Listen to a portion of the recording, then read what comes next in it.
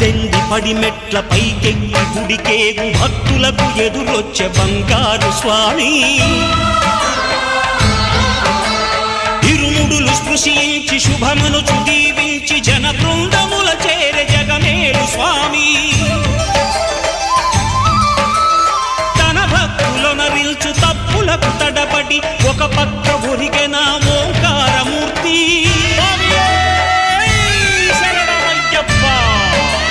స్వాములందరూ తనకు సాయము కాగా ధీమంతుడై లేచే ఆ కన్య స్వామి పట్టబంధము వీడి భక్తతతికై